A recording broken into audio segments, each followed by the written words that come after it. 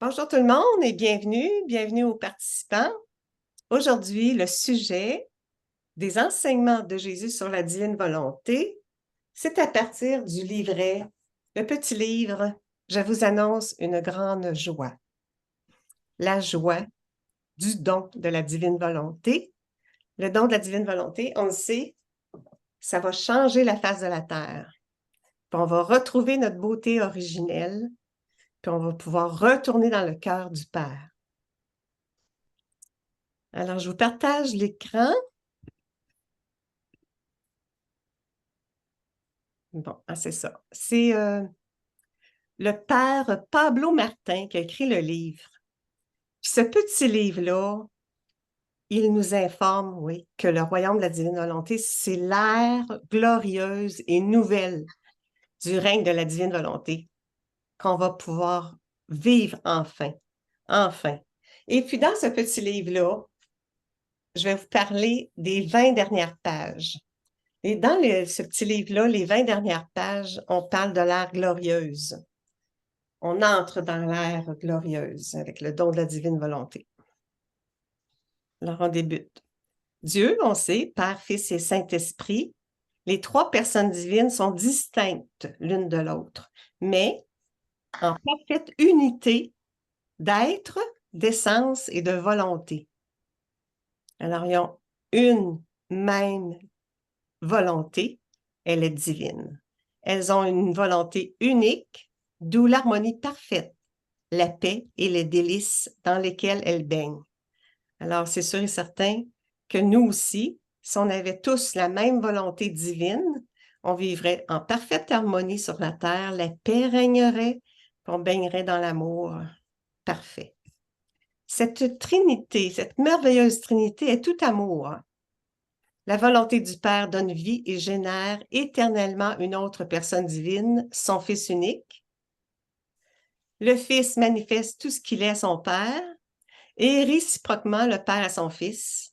Cette mutuelle manifestation de Dieu à Dieu est Dieu et est pur amour. C'est le Saint-Esprit. C'est ça, cette manifestation-là d'amour, c'est l'Esprit Saint qui circule entre le Père et le Fils. C'est comme ça que le Père Pablo Martin, il nous enseigne un peu comment c'est arrivé le début de la création, le dessein de Dieu. Dieu existait en les trois personnes, mais par la suite, il a décidé de déverser ce qu'il est dans la créature. Puis là, il a fait la créature.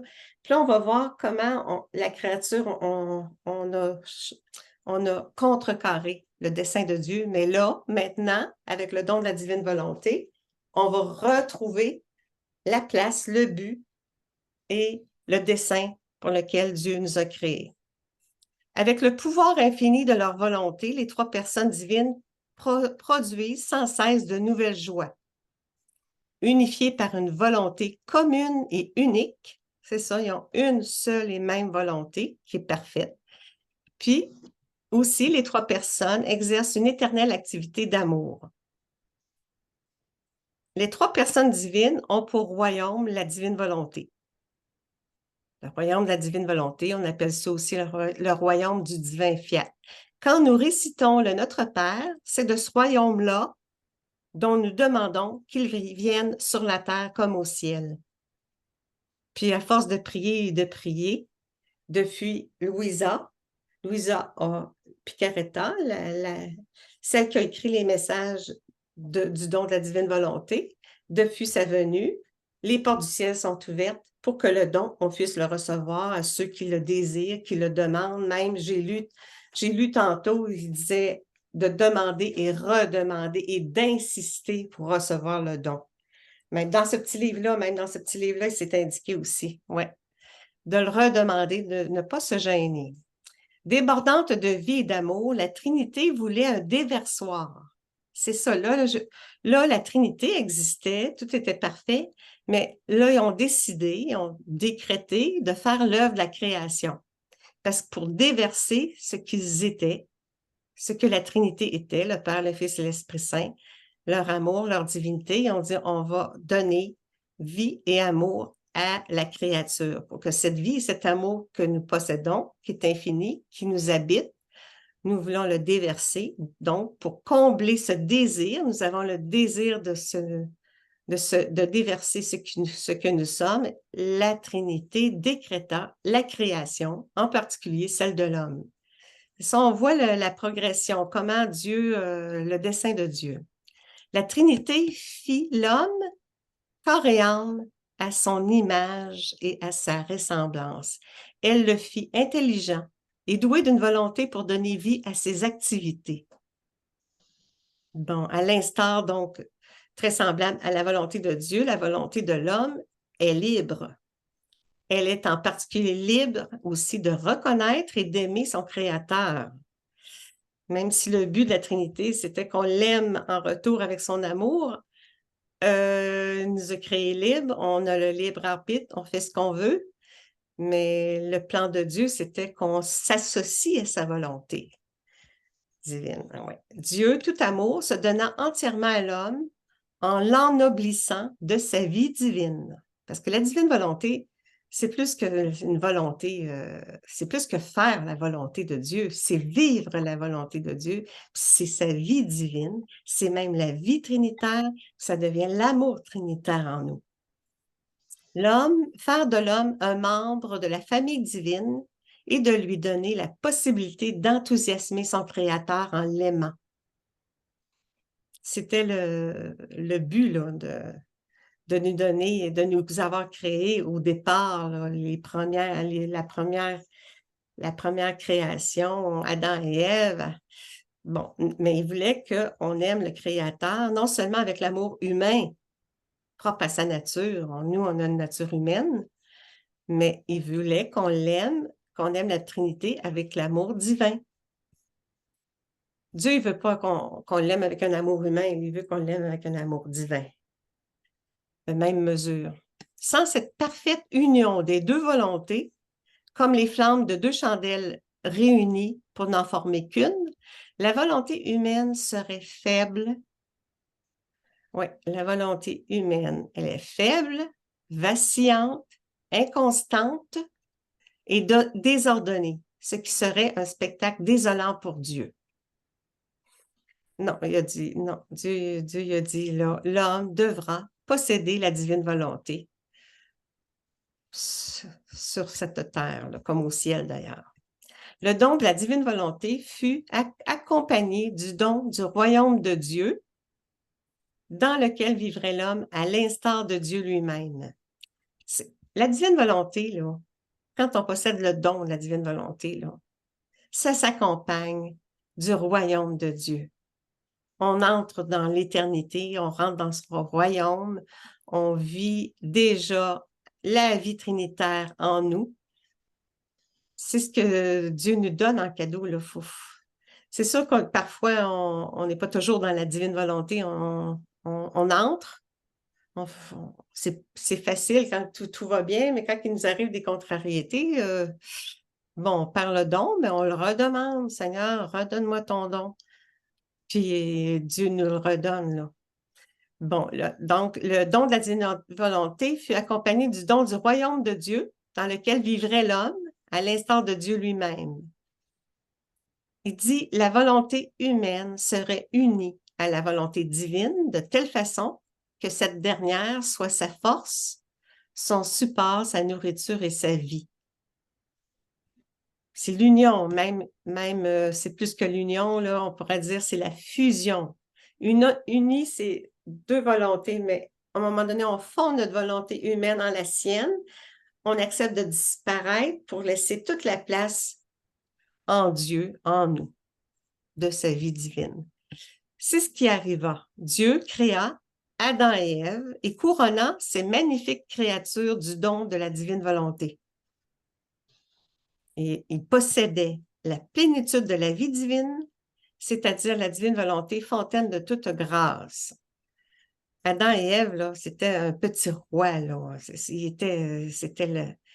Il avait la divinité, il était en parfaite harmonie, il y avait toutes les qualités, les attributs donnés en partage.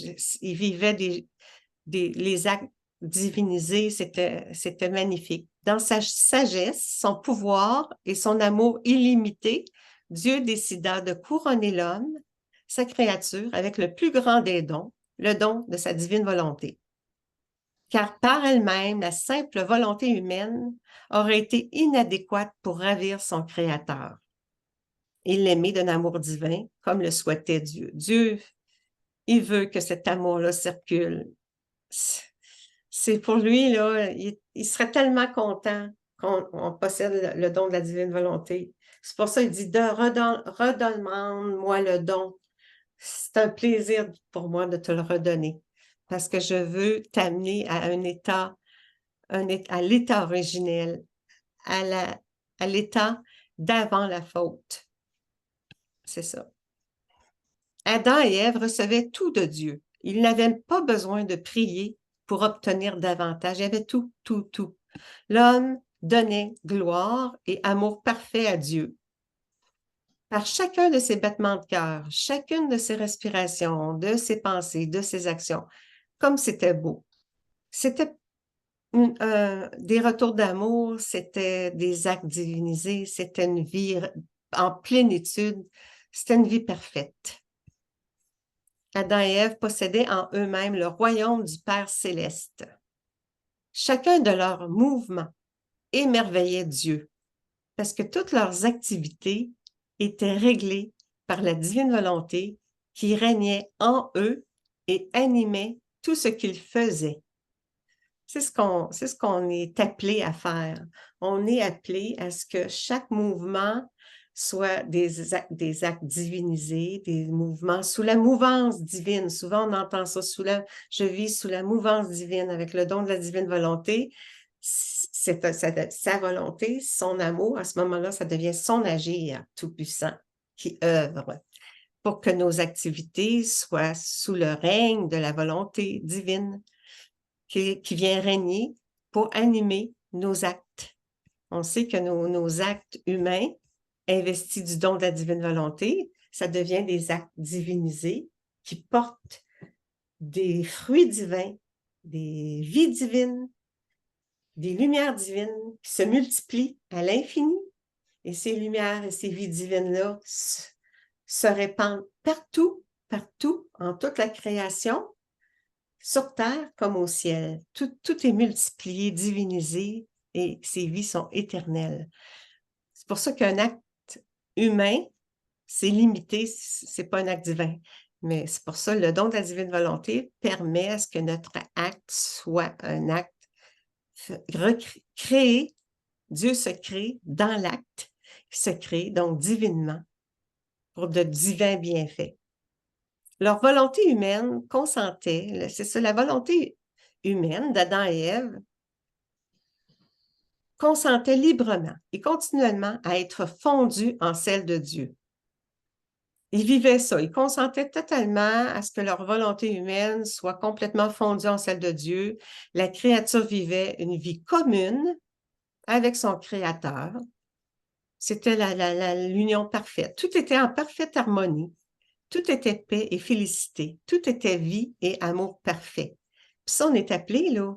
On est appelé à faire ça. Puis ça, il a décrété, Dieu a décrété, le décret, là, même, je l'ai lu justement tantôt, le décret, là, c'est immuable, là. Quand Dieu décrète quelque chose, cela se produit, là.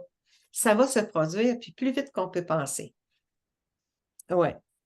La divine volonté, c'est un don, c'est le don des dons. C'est ce que ça nous prenait pour nous ramener à la case départ, ben, à la finalité, à la case départ dans laquelle nos premiers parents étaient, et puis ça va être notre finalité. On va retrouver à la finale une vie en correspondance parfaite à sa volonté. Adam et Ève, premiers humains, n'ont rien fait pour mériter ces beaux cadeaux de la vie, de la liberté, du bonheur et de la perfection. C'était don. Dieu est don. On sait, Dieu est amour et don. Il donne tout ce qu'il est. Ils n'ont rien fait non plus pour être couronnés du don de la divine volonté, laquelle les rendait semblables à leur Créateur. Tout était offert librement. Il a fait la créature, un petit Dieu, un petit roi. Tout résultait de l'amour infini de Dieu. Cependant, cette grandeur de l'homme devait être confirmée par une épreuve à Adam et Ève. Dieu les a soumis à un test d'obéissance à sa volonté. Bon.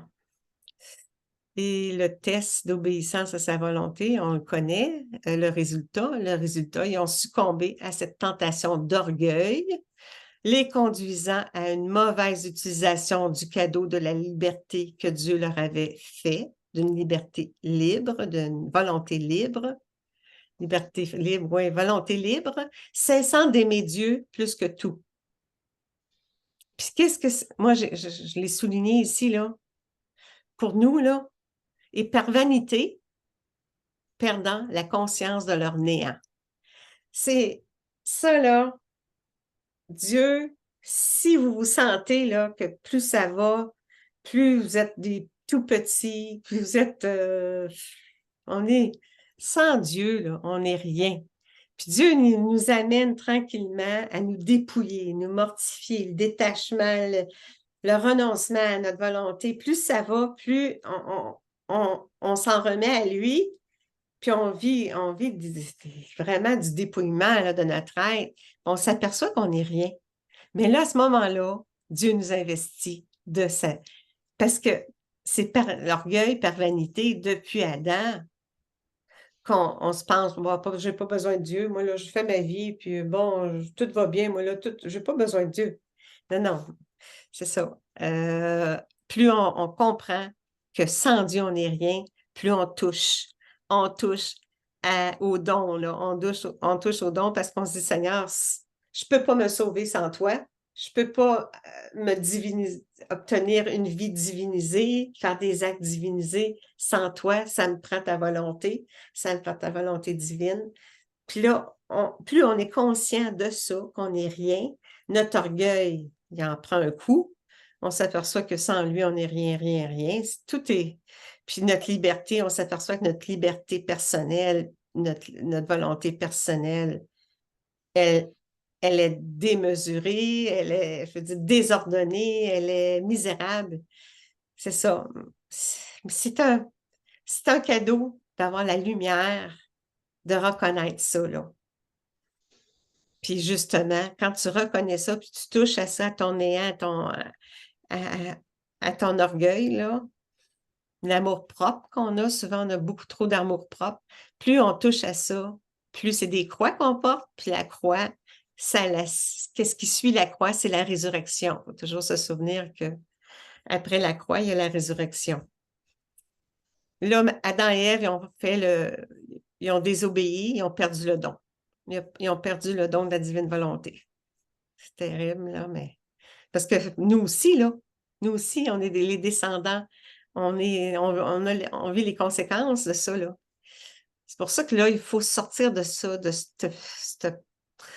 dans le mal dans lequel on s'enlise, là, parce que ça se perpétue tout le temps, là. Il faut comprendre que là, il faut que ça cesse, là. Il n'était pas dans le projet du Créateur que la volonté humaine puisse opérer séparément de la volonté divine. Le Créateur, pour lui, là, c'était Adam, il aurait compris que la volonté divine devait demeurer en communion. Mais avec le résultat de l'orgueil de nos premiers parents, ils passèrent de la plénitude de la vie divine à la plus profonde misère. Toute la nature pleure, toute la création pleure. D'ailleurs, je l'ai lu, ben justement, je l'ai ici. Jésus a fait voir toute la création, comment toutes les choses sont à leur place, telles que voulues par Dieu. La création, pas les créatures, mais la création, tout son règne, là, son œuvre de création. Ils sont ainsi tout en ordre parfait. La création est toute en ordre parfait, en complète harmonie entre elles, parce qu'elles sont à leur place. La volonté suprême maintient leur existence intégrale, belle, fraîche et toujours nouvelle. Elle apporte félicité et force universelle à toutes. C'est l'enchantement, c'est l'harmonie dans toute la création. Mais nous, Puis pourtant, Dieu a tout créé, la création, par amour pour nous, les créatures. Il a fait ça par amour pour nous. Puis nous, on lui a tourné le dos. Là. On lui a dit non, ça ne nous intéresse pas. Là, on va s'arranger tout seul. Le roi, donc Adam et Ève, leur roi et leur reine ont perdu leur royauté. Puis là, qu'est-ce qui s'est ensuivi? Désordre et dissonances sont entrés dans l'univers. La douleur de la mort est descendue partout sur la terre. La musique céleste ne remplira plus l'univers comme avant. L'idéal du Créateur s'est brisé, mais là, le Créateur est tout-puissant. Il a dit non, mais pas pour toujours. Ça ne sera pas brisé pour toujours. Parce qu'après la chute de nos premiers parents, la Très Sainte Trinité émit 2 décrets pour remettre les choses à leur place. On le sait, le décret de la rédemption par la venue de Jésus, le Sauveur, parce que le péché prenait place en nous. Ensuite, l'autre décret, l'autre décision, c'est celui de la sanctification. Il sera nécessaire que quelqu'un de divin redonne le cadeau. Puis la personne, et comme l'agir humain fut impliqué dans le rejet du divin cadeau, on sait que l'agir humain, ce fut Adam, là. Il a rejeté le cadeau. Le test a été manqué. Il était juste et convenable que l'agir humain soit aussi impliqué dans son recouvrement.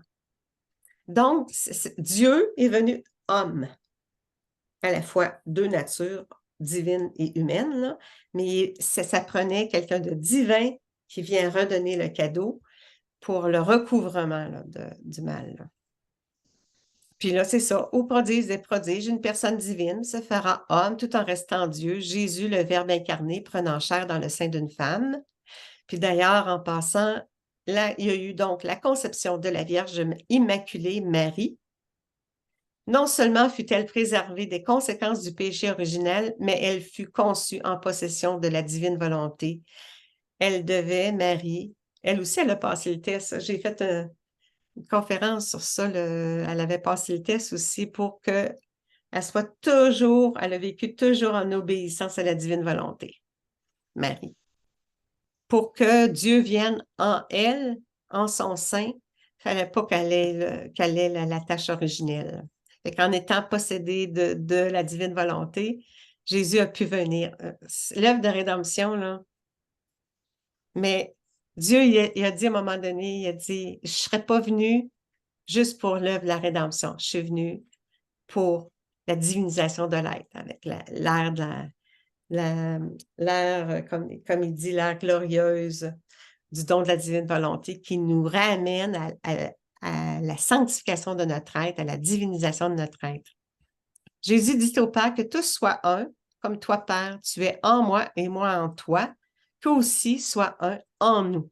C'est la fusion de volonté pour qu'on puisse avoir sa vie divine en nous. En effet, le cadeau de la divine volonté nous met en unité avec la Trinité, nous rend un avec le Père, le Fils et l'Esprit Saint. L'unité, là, Dieu, le Père, le Fils et l'Esprit Saint font un. C'est la Trinité, l'unité dans la Trinité. On entend souvent ça, l'unité dans la Trinité. Puis là, nous, en étant unis à Jésus, on est automatiquement unis au Père et à l'Esprit Saint. On fait un. L'unité, c'est comme ça. On retourne, on est sorti du cœur de la Trinité, là, puis on retourne dans le cœur du Père. Jésus dit, je veux que vous me donniez. C'est ça, il veut qu'on lui donne tout. Notre volonté délabrée, nos misères, nos faiblesses, toute notre méchanceté. Je veux tout ce qui vous chagrine et vous rend troublés et malheureux. Pourquoi? Parce que je brûle tout dans mon amour. Son amour est un feu consumant qui détruit le mal. Ça brûle tout ce qui est contraire à son amour. Je veux échanger ma volonté contre la vôtre et vous combler. La divine volonté est toute spirituelle. Elle est la vie pure et parfaite de la très sainte Trinité, son principe vital. La divine volonté, c'est la vie divine. C'est une vie spirituelle, c'est une vie qui est pure, qui est parfaite. C'est la vie de la Sainte Trinité, c'est le principe vital, c'est vraiment la vie divine. La divine volonté produit tout de Dieu. ses attributs, ses perfections, sa joie, ses délices, son bonheur. La divine volonté, quand tu possèdes le don de la divine volonté, tu as besoin de, je sais pas, moi, de patience. Tu vas chercher sa patience, tu as besoin de lumière, de sa sagesse. Tu vas chercher ça. Tout nous est donné. La semence de cette nouvelle ère, une ère de divine sainteté, germe actuellement parmi nous. C'est beau, cela, là, c'est ça. Là, il faut comprendre que l'objectif, c'est ça, qui sera l'objectif de l'accomplissement de l'objectif premier de la création de l'homme, c'était qu'on vive dans une sainteté divine. Puis là, la semence de cette nouvelle ère germe actuellement parmi nous. Puis l'accomplissement de l'objectif premier de la création de l'homme, que Dieu avait comme objectif qu'on vive avec une sainteté divine, avec une volonté divine, bien là, l'accomplissement se réalise de plus en plus avec nous, les enfants de la divine volonté. Plus ça va, plus les gens vont adhérer à la divine volonté, puis le règne de la divine volonté va s'établir sur la terre, puis ça va changer la face de la terre, puis l'ère, on va entrer dans une nouvelle ère, l'ère de la sanctification, qui est une ère glorieuse.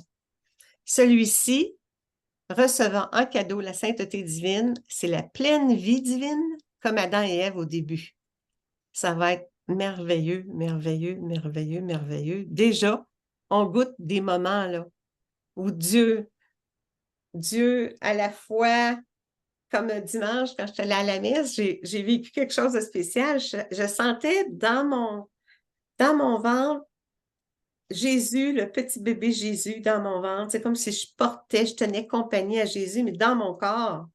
Puis dans mon cœur, Jésus crucifié, je ressentais sa présence, je lui tenais compagnie.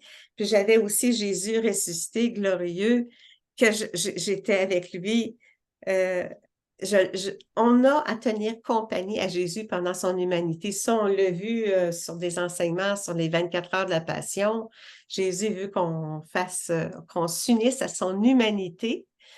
Puis c'est ça, pour recréer ses actes divinisés. Puis là, on prend possession de ça. Puis là, ça crée des vies divines. C'est comme ça que Jésus il nous enseigne avec les livres du ciel. Donc, on va retrouver, c'est ça, cette vie divine. La Sainte Trinité, ça c'est la dernière, là. La Sainte Trinité a choisi une personne toute particulière pour amorcer cette nouvelle ère et pour nous montrer comment la volonté de Dieu peut être faite sur la terre comme au ciel à l'aide du don de la divine volonté. Cette personne, c'est Louisa Picaretta, à qui notre Seigneur Jésus donna les connaissances concernant ce royaume dans les 36 tomes, le livre du ciel. On est très chanceux de venir sur la terre en cette période, de pouvoir recevoir le don. Ça change où on va aller, là. Ça va changer complètement parce que chaque acte que je suis investie de la divine volonté, ça crée des vies divines. Puis des vies divines nous assurent une belle place, ça nous assure... Le don de la divine volonté fait en sorte qu'on n'ira pas au purgatoire, qu'on va directement au ciel. Puis quand on va arriver au ciel, on va voir les vies divines, toutes ces petites lumières-là, puis on va dire, c'est quoi ça? Ben, c'est les bienfaits de nos actes qu'on a faits, investis de la divine volonté, qui créent des lumières divines, des vies divines, pour une plus grande gloire. On va goûter à une plus grande gloire. Alors, c'est ça, c'était le volume. Je vous annonce une grande joie. Je remercie le père Pablo Martin. Puis les dernières pages, les 20 dernières pages, de 40 à 60, ceux qui l'ont, là, de 40 à 60, là, j'ai pris des extraits, là, les plus beaux extraits, pour voir comment le dessein de Dieu s'est réalisé et là, il rétablit le royaume sur cette terre à travers nous, à travers les enfants de la divine volonté. Puis vous pouvez aller sur mon site aussi, mes conférences sont là, mes livres sont là aussi. Vous êtes les bienvenus, clairelanglois.com, tout est gratuit. Je vais arrêter le partage d'écran, puis je dis un beau bonjour à tout le monde. Puis, je vous invite pour la semaine prochaine, les mardis à 2 heures, puis pour un autre sujet. Fait qu'on... Merci à tous. Portez-vous bien. À la semaine prochaine. Au revoir. Merci à toi, Claire. OK. Je Bonsoir, passe. merci. Merci, Claire. OK.